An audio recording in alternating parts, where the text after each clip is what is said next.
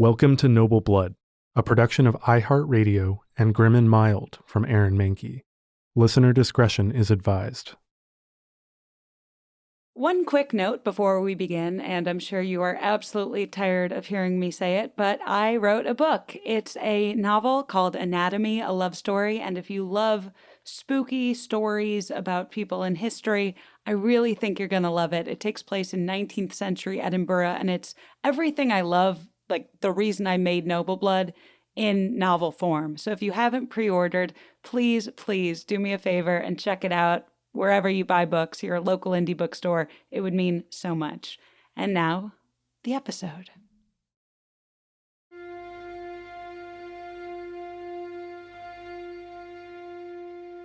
For the woman we know today as Queen Elizabeth I, growing up, Elizabeth's royal status was far from secure.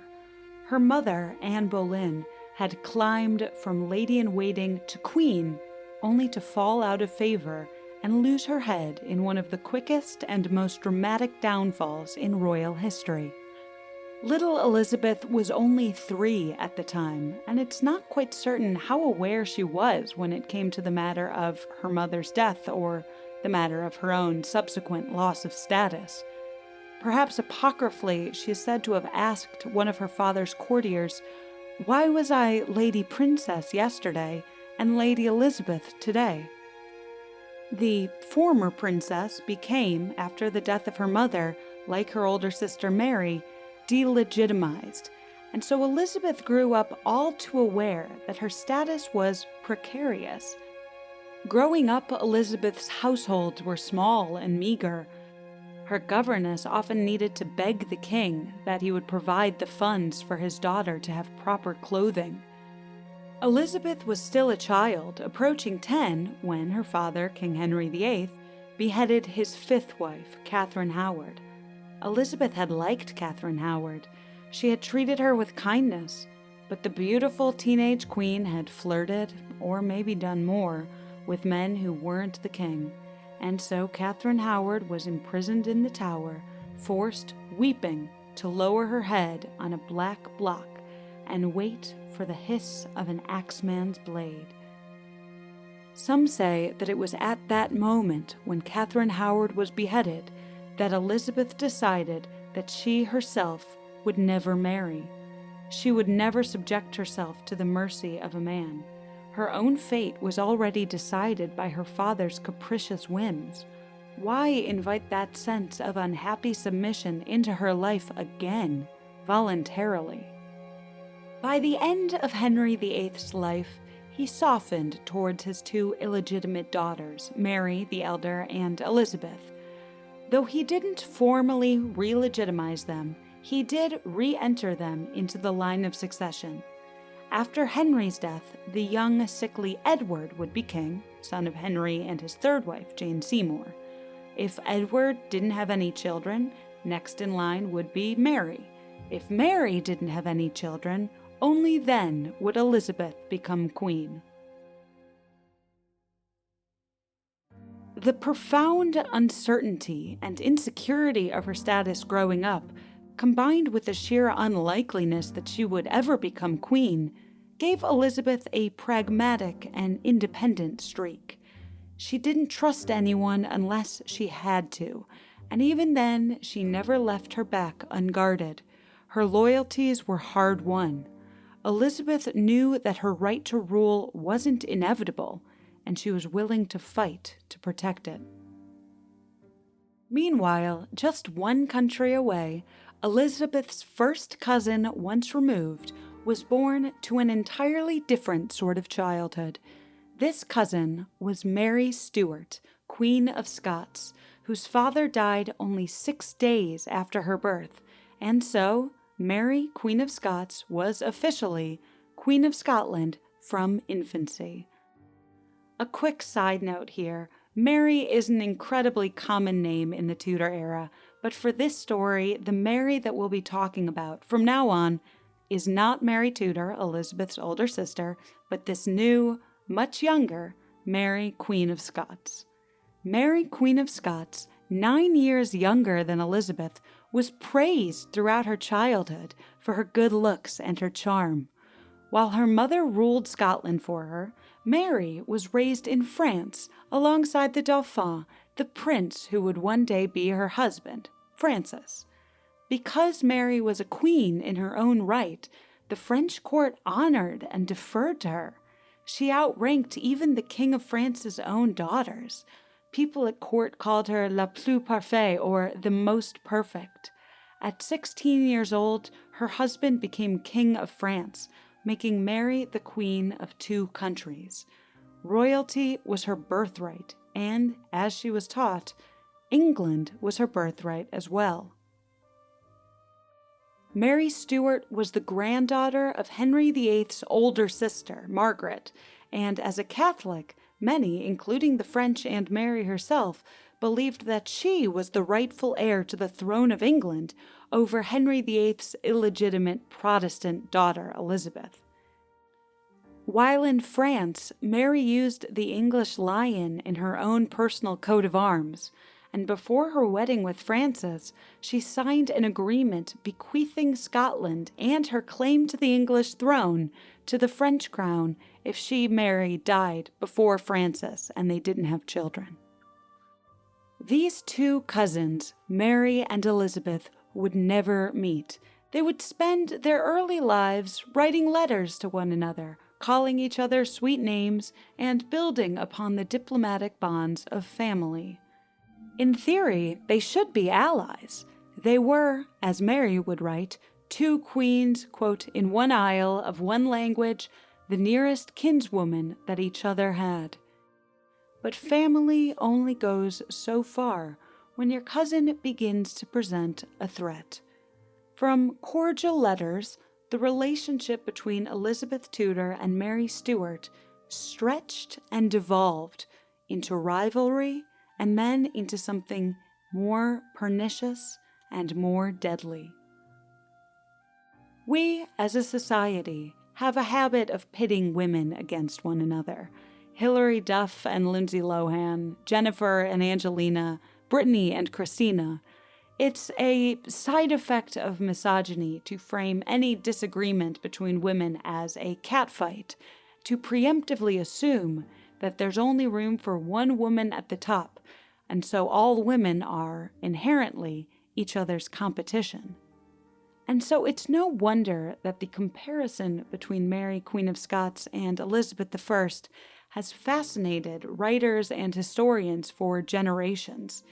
They were two tall, red-headed queens, one romantic, beautiful, married 3 times, the other a virgin who presented herself as masculine to retain power.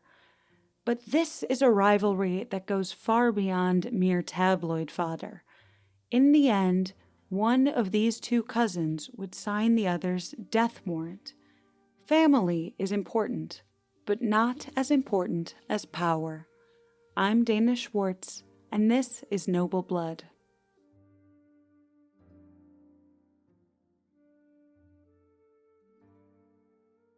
Mary Stuart and her husband Francis were King and Queen of France, but only briefly. Francis had always been sickly, and less than 2 years after he ascended to the throne, he died of possibly one of the more embarrassing ways that a king could go out, of an ear infection in December of 1560. And so, a few months later, the teenage Dowager Queen returned to her homeland, Scotland, a place she hadn't lived since she was 5 years old. The 19-year-old Mary now returned with a new name. She had left Scotland as Mary Stuart, Stewart, but at some point in France she changed it to Stuart, Stuart, to make it easier for the French to pronounce. At this point in her life, she was reportedly 6 feet tall and strikingly beautiful, with long red hair. She was well educated, spoke multiple languages, and incredibly poised. Unfortunately, she was also probably unaware of just how complicated the political and religious situation had become in Scotland during her long absence. Mary was Catholic, but the Protestant movement in Scotland was gaining considerable traction. Mary's half-brother, the Earl of Moray, who had been ruling in Mary's absence since her mother's death, was a Protestant, as was the influential preacher John Knox, who would waste no time issuing fiery sermons denouncing Mary and her sinful ways. As queen, Mary decided that religious tolerance would be the best course of action, and so she built a cabinet of advisors with predominantly Protestant voices. Her focus, even then, was on England, trying to ensure that she was made Elizabeth I's heir, if not just given the throne outright by the people. Back when she was still Queen of France, Mary had refused to ratify the Treaty of Edinburgh in 1560, after English and Scottish Protestant forces had bested the Catholic French in Scotland.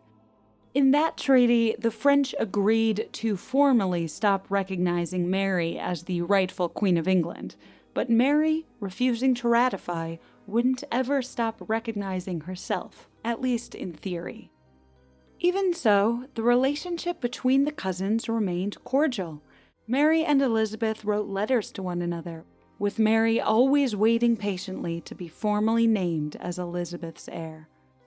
The two talked about possibly getting together and meeting in person, but like distant mutual friends, their plans never came to fruition. Elizabeth was always guarded, on edge, wisely it would seem, when it came to Mary. She understood that it didn't benefit her at all to name her successor while she was still alive. She once told an advisor, "Princes cannot like their own children. Think you that I could love my own winding sheet?" In case you don't know, a winding sheet is what you wrap a corpse in. Some people like to frame Elizabeth as vain and jealous of Mary's youth and her beauty, but that seems a little unnecessary to me, a little tabloid. Just politically, to Elizabeth, Mary was a constant and lingering threat. That political threat of Mary as a distant, smiling enemy just biding her time until she could capture the English throne perhaps explains why Elizabeth was so outraged when Mary, Queen of Scots, took the matter of her second marriage into her own hands. Without consulting her own advisors, let alone consulting Elizabeth, without even waiting for the Pope to give dispensation, Mary made up her own mind to marry a man named Lord Darnley. The excuse given later was that Mary was just smitten, that she fell so head over heels in love with Darnley that she couldn't wait for anyone to give permission. At least, that was the excuse given to Elizabeth I, because puppy love or not, it was an incredibly strategic marriage in terms of asserting Mary's claim to the English throne. Consider it the matrimonial equivalent of moving a chess piece into a check position. Mary and Darnley were both grandchildren of Henry VIII's older sister, Margaret Tudor, though Darnley was the product of Margaret's second marriage. If Mary's goal was selecting a husband that highlighted her blood in the English dynasty, Darnley was the perfect fit. Unfortunately, that was the only thing about Darnley that was perfect. In fact, Mary realized pretty quickly that she had saddled herself with a truly awful husband. He was a drunk and lazy man who was jealous and selfish. While Mary was pregnant with their son, Darnley joined in the conspiracy to kill Mary's secretary, a man named David Rizzio, out of jealousy about the rumors that he, Rizzio, not Darnley, was the child's real father. Darnley and his men stabbed Rizzio while Mary watched on, screaming. Even with that trauma, their child was miraculously still born healthy, a son who Mary named James. Mary made Elizabeth I, the cousin she had still never met, her son's godmother. The child's father, Darnley, wouldn't be in the picture long. Mary's first husband died with an ear infection whimper. Darnley would die with a boom. Well, a boom and then a strangulation. Early in the morning of February 10th, 1567, the house in Edinburgh where Darnley had been staying, Kirk of Field, was destroyed in an explosion. Darnley was found partially clothed nearby. Apparently, he was unharmed by the actual explosion, but he was dead all the same. Someone had been waiting for him to flee the building and had been there to wring his neck. Pretty much immediately, everyone knew that the murder was the doing of Mary's close advisor, the Earl of Bothwell. Bothwell was sent to trial, and he was found innocent, but no one really took any stock in that. It's pretty easy to be found innocent when the Queen herself is more than grateful that her terrible husband was dispatched. The murder itself was shocking, but then even more shocking. Only 3 months after the murder of her husband, Mary married Bothwell, still the case's only suspect. Mary didn't even bother to complete the mandatory mourning period for her deceased husband, terrible as he was. Some say that the pair had conspired together to kill Darnley from the beginning, that they had been lovers the whole time. Other historians maintain that Bothwell kidnapped and then raped Mary in order to entrap her in a marriage. It's impossible to know with any real clarity, but we do know that the optics were awful and that Elizabeth I was watching her cousin in horror. After Mary's marriage to Bothwell, Elizabeth I wrote to her, "Madam, to be plain with you, our grief has not been small that in this your marriage so slender consideration has been had that, as we perceive manifestly, no good friend you have in the whole world can like thereof, and if we should otherwise write or say, we should abuse you. For how could a worse choice be made for your honor that in such haste to marry such a subject, who, besides other and notorious lacks public fame, has charged with the murder of your late husband?" It was, in short, an international scandal. Some even say that the scandal of a queen quickly marrying the man who likely murdered her husband inspired the plot of Hamlet. But Queen Elizabeth I and Shakespeare weren't the only ones outraged. The combined 1-2 punch of Darnley's unsolved murder and Mary marrying the primary suspect led to the Protestant factions in Scotland overthrowing Mary, imprisoning her and forcing her to abdicate in favor of her 1-year-old son, James, who then became King James VI of Scotland. Mary was imprisoned at Loch Leven Castle, although after a few months, in 1568, she managed to escape, and she managed to rally supporters for one final battle, a battle to reclaim the kingdom that was her birthright.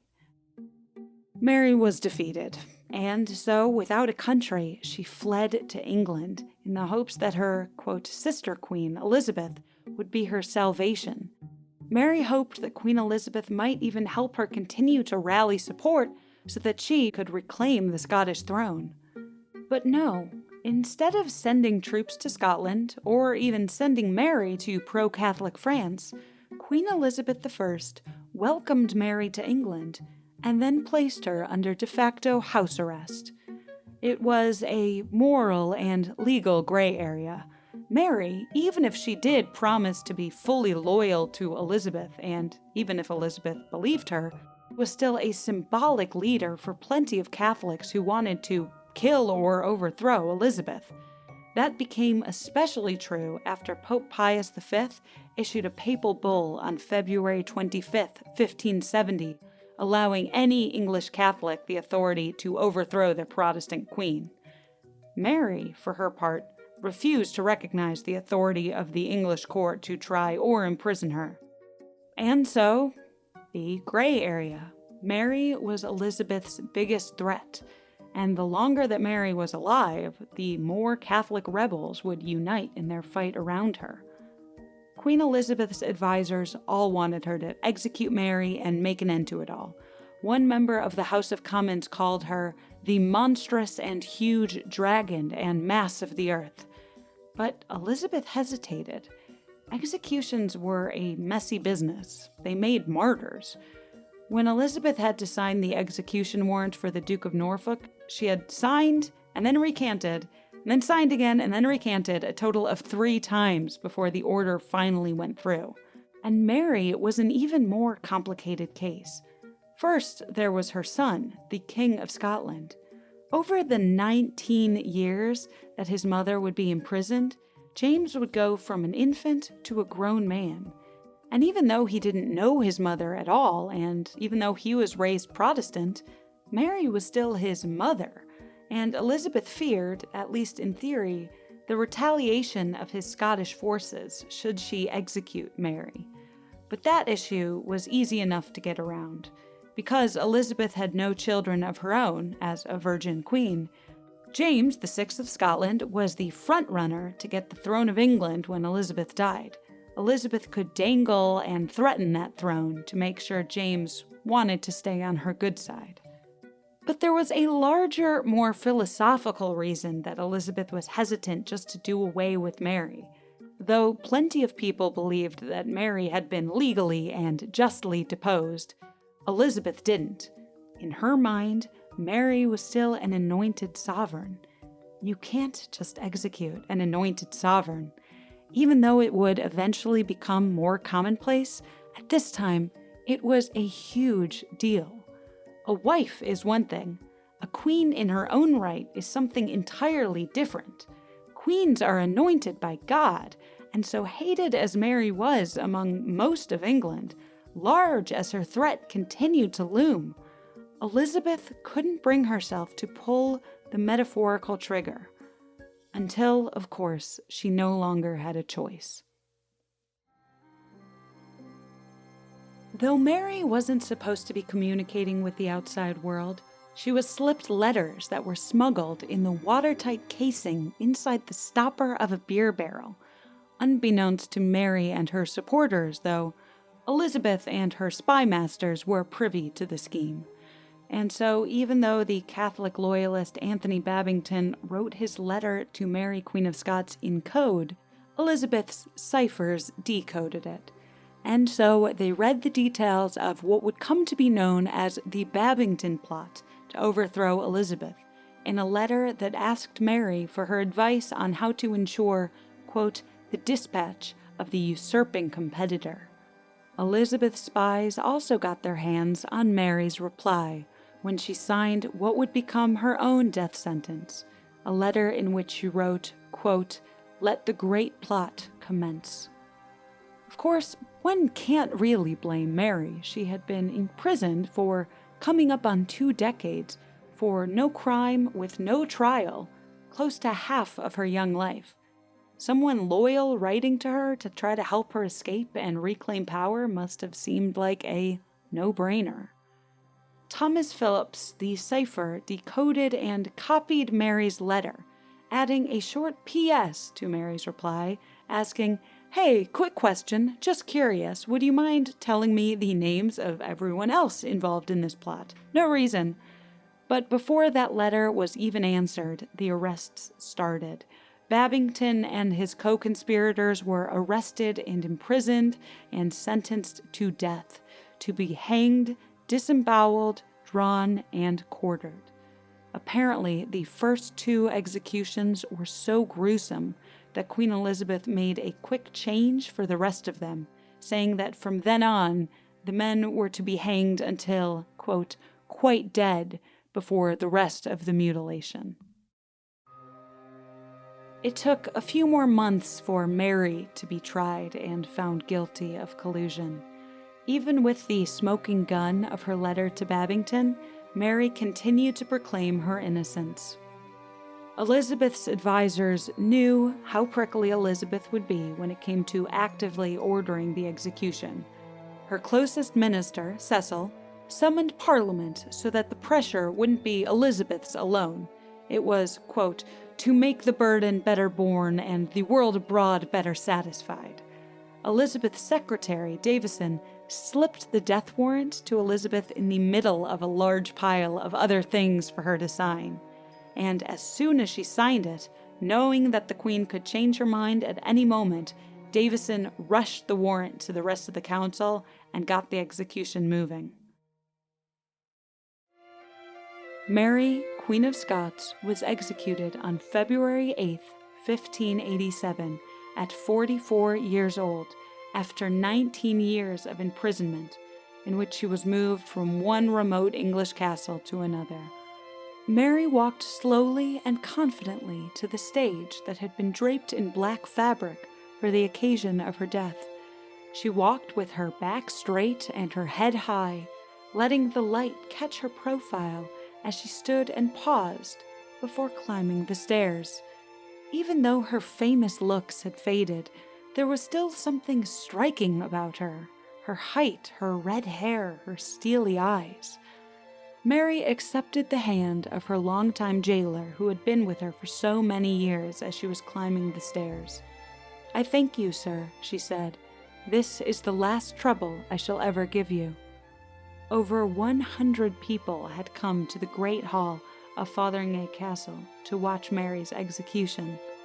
From the crowd, a man rose and shouted to Mary, "I am the Dean of Peterborough. It is not too late to embrace the true faith, yea, the reformed religion which hath—" Mary, moments from death, interrupted him with a raised hand. "Good Mr. Dean, trouble not yourself any more about this matter. I was born in this religion, have lived in this religion, and am resolved to die in this religion." When the executioner stepped forward, he knelt and asked for Mary's forgiveness. "I forgive you and all the world with all my heart, for I hope this death will make an end to all my troubles," she said. "Personally, I can't imagine that I would be facing the man who would be removing my head with the same grace." The executioner then gestured for Mary to remove her large black cloak. He offered to help, but Mary shook her head. She gestured for her ladies-in-waiting to come assist her. They unbuttoned her black outer gown and, to the gasps of the crowd, revealed that beneath, Mary was wearing a dress in bright crimson, the color of Catholic martyrdom. Mary kissed her crucifix and prayer book and handed her lady-in-waiting a handkerchief so that she could tie it as a blindfold. The lady's hands were shaking so much that Mary tied the blindfold herself.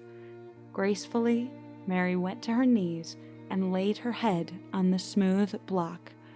This is where the grace of the execution ends. From here, it becomes a grim comedy. The executioner swung his blade down and missed. He grazed only the hairs on the side of Mary's neck. Mary was heard to have muttered, "Sweet Jesus." The executioner tried again. He made contact this time, but didn't get quite through her neck. He was forced to saw through the sinew with the axe until the head disconnected. "God save Queen Elizabeth!" the frazzled executioner shouted, grabbing the severed head by its hair so that he could hold it up to the crowd.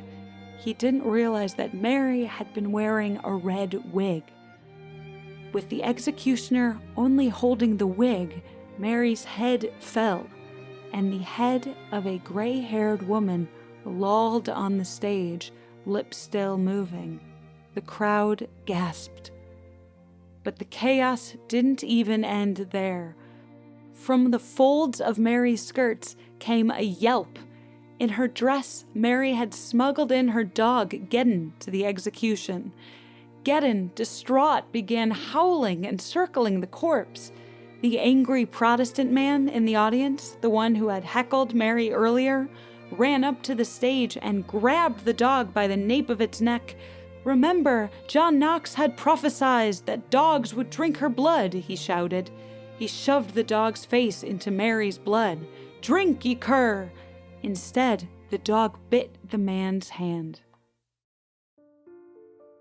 When the dust settled, there were to be no relics left of Mary, Queen of Scots, nothing for curious onlookers to keep as mementos or sell, no items for Catholics to help turn her into a martyr. Mary's clothes, her prayer books, her everything were burned in the courtyard. Bonfires throughout England were lit in celebration of the Catholic Jezebel's death, but Elizabeth was inconsolable. The Queen claimed that she had signed the death warrant, but had never actually meant for it to be enacted. It was only supposed to be kept in reserve for future threats. Elizabeth blamed her secretary, Davison. But most people didn't quite believe her outrage. The historian William Camden wrote that Elizabeth conceived or pretended great grief and anger against Davison. But in Camden's second edition, he thought better of his accusation of pretending and removed that word. Still, she was queen, and so Elizabeth put Davison on trial and of London, fining him 10,000 marks, although his sentence would ultimately be remitted. However Elizabeth felt about how it happened, the deed was done. Mary, Queen of Scots, was dead. 16 years later, Elizabeth herself would die, and it would be Mary's son, James, who would finally become king of both Scotland and England. King James VI of Scotland and the First of England, the man who united the two kingdoms. Though Elizabeth and Mary never met, today the two women are buried mere feet apart, together in Westminster Abbey. That's the tragic story of Mary, Queen of Scots, and her relationship with her cousin, Elizabeth. But keep listening after a brief sponsor break to hear a little bit more about one of Mary's more unusual modern legacies.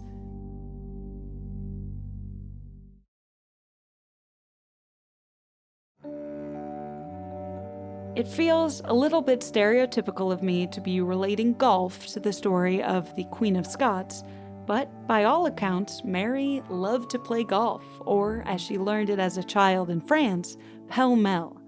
In Scotland, Mary had a vacation house at St. Andrews, often considered to be the oldest golf course in the world. When Mary or any royal golfer hit the links, their bags were carried by military cadets. It's believed that Mary gave those cadets a nickname, one that carries on to this day. When Mary played golf, her bags were carried by a man that she called a caddy.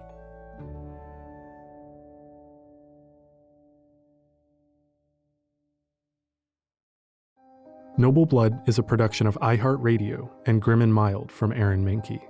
The show is written and hosted by Dana Schwartz. Executive producers include Aaron Mahnke, Alex Williams, and Matt Frederick.